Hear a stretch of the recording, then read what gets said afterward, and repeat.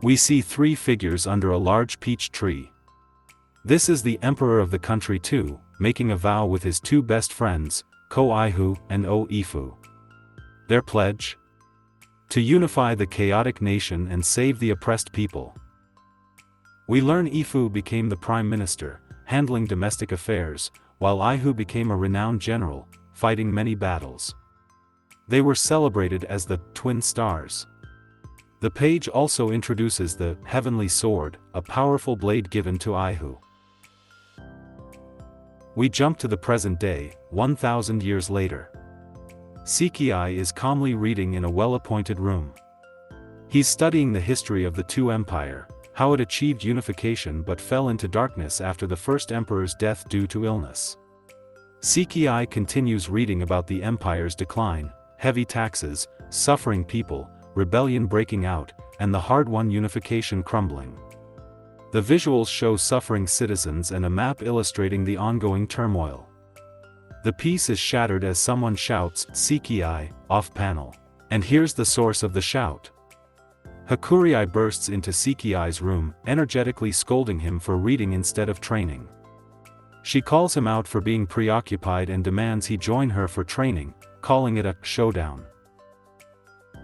Seiki tries to get out of it, explaining his life goal. He wants to be a civil official, not a military one, aiming for a quiet life reading books in the countryside. This directly contrasts with Hakurai, who is the heir of the prominent Cho military family and is heading out for training right now. Hakurai isn't having it. She confronts Seiki, calling him a freeloader in her family's house. She insists the least he can do is come watch her train. Cornered, Seiki reluctantly agrees with a sigh. Hakurai's forceful personality is on full display. Seiki gets dressed in training attire, looking resigned. The narration reminds us, he's Seiki, a freeloader who just wants to be a civil official. He grabs his gear, ready to follow Hakurai. This page gives us more context.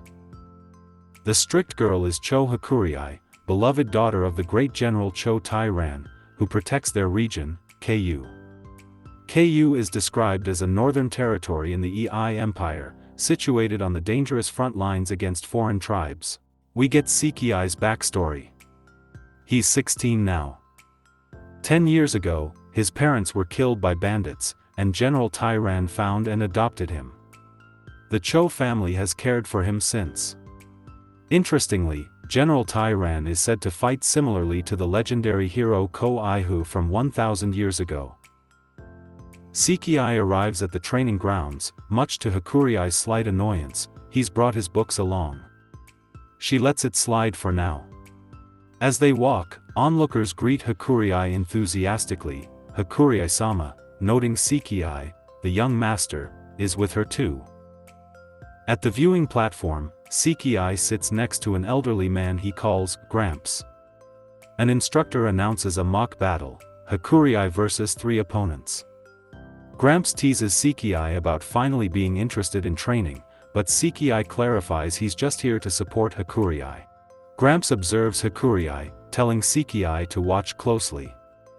He notes that despite being strict with Seiki, Hakurai trains hard every day and is popular, beautiful, and kind to everyone else. The crowd cheers her on enthusiastically. The mock battle is about to start. Hakurai stands ready against her 3 opponents, spears pointed. The instructor shouts, "And now, begin." Hakurai is incredibly fast and skilled. She effortlessly dodges the simultaneous attacks from the 3 soldiers, weaving through their spear thrusts and calling them slow. The fight ends quickly with a clack. Hakurai has decisively won. The referee declares her victory. Seiki watches, impressed, thinking, "Oh, she has become strong." But Hakurai immediately turns her attention to Seiki, pointing at him and declaring, "Now, Seiki, you're next." Seiki tries to excuse himself to read, but Gramps steps in, offering him a practice sword with a retracted blade, encouraging him to fight. Seiki realizes this was Hakurai's plan all along, mentioning his name publicly cut off his escape route. The crowd buzzes with excitement, eager to see the civil official wannabe fight.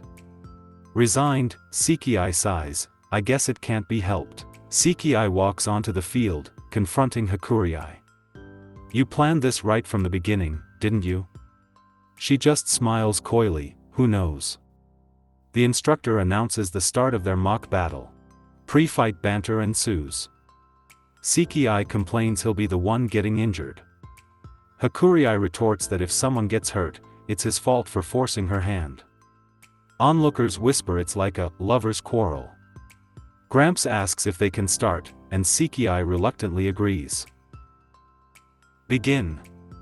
Hakurai immediately lunges at Seiki with surprising speed. Seiki barely dodges, whoa. Hakurai grins, declaring, today's the day I'll make you draw your sword. The fight continues. Seiki dodges again, complaining Hakurai is taking this too seriously and he might die. She insists it's not real training if it isn't serious. Seiki thinks that even a drawn blade's effectiveness depends on the user. Hakurai presses her attack, confidently asking, you won't be hit, will you? It's clear she's testing his limits, perhaps knowing he's capable of dodging. Seiki is pushed back. Internally, he's shocked, geez, this girl. Her growth rate is just too outrageous. He finds himself cornered against the training fence, thinking, crap. Hakurai sees her opening and lunges for a finishing blow, shouting, it's my win. Seiki looks caught off guard. But in a split second, Seiki reacts. He deftly moves, catching Hakurai's attacking wrist just before the practice sword hits him. Hakurai looks utterly shocked by his speed and precision. With a simple thud, Seiki has neutralized Hakurai's attack, possibly disarming her or throwing her off balance. He calmly states, there. The fight is over. Seiki stands holding the practice sword, a slight smirk on his face. I guess it's my win again, he says nonchalantly. Hakurai and the crowd are stunned into silence for a moment. The silence breaks as the crowd erupts in cheers, it's Seiki-sama's win. Hakurai looks down, muttering that she failed to make him draw his sword again. Seiki wipes sweat, thinking, that was close. Seiki is internally panicking. I'm such a fool. There was no need for me to win. His display of skill backfired, now the soldiers are clamoring for him to train them, praising his incredible moves and questioning his desire to be a civil official. He just wants to go back to his books. Gramps steps forward, silencing the crowd. He commends both Seiki and Hakurai, stating their skills are exceptional and the Cho family army will be a leading force because of them. He declares they can't hold these two back and urges everyone else to train harder. Gramps dramatically points to Seiki and Hakurai, proclaiming, we have the twin stars of the new era. The soldiers roar in agreement. This powerfully connects the two protagonists to the ancient legend. Later, things have calmed down. Seiki tries to sneak away, but Hakurai stops him. He expects her to be mad about losing, but she just gently adjusts his messy training clothes, telling him to be proper since everyone's watching. Hakurai finishes fixing his collar, saying softly, you're a part of the Cho family after all. Seiki is bewildered by her sudden change to a good mood, thinking he really doesn't understand girls. He then has a flicker of realization, it was like this too, in my previous life. The big reveal. Seiki internally confirms he still has memories from his previous life, he is the reincarnation of Kawaiihu, the legendary warrior from 1,000 years ago. He worries his instinctive movements during the fight might have exposed him. A visual links present-day Seiki to the image of Kawaiihu. Seiki resolves to keep his reincarnation a secret. He doesn't want to worry Pops, General Tyran, and Hakurai or have them think he's lost his mind. The chapter concludes by stating that with Aihu's reincarnation, history begins to move again, starting a new twin star story. The chapter opens by recapping Sekiai's identity, outwardly a young man, inwardly the legendary hero KawaiiKoto. But his heroic inner self is immediately contrasted with Hakurai bursting in yet again to drag him to training, archery and horseback riding today. Sekiai exasperatedly mutters, "Isn't Cho Hakurai such a tyrant?" We cut to the training grounds. Hakurai practices archery, hitting a perfect bullseye. Sekiai, meanwhile, is sitting off to the side, reading again. Hakurai notices and asks about it. He explains it's a borrowed book he needs to finish and return quickly. Hakurai pries, asking who lent him the book. Sekiai explains it was a merchant's daughter he met in the capital city. He recounts how he helped her merchant ship fight off pirates, an event he apparently wrote to Hakurai about previously. A flashback visual shows the merchant ship. Hakurai's mood instantly sours. With a strained smile and a dark aura, she says she remembers the story. "So, you won your first battle before I did. And at a place I wasn't at." Her competitive spirit and clear jealousy are showing.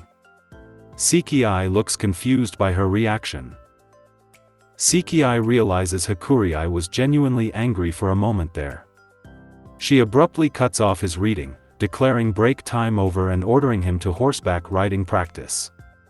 She walks away, leaving Sekiai lamenting his lost reading time. Fast forward to that night. Sekiai is back in his room, visibly exhausted from the day's training.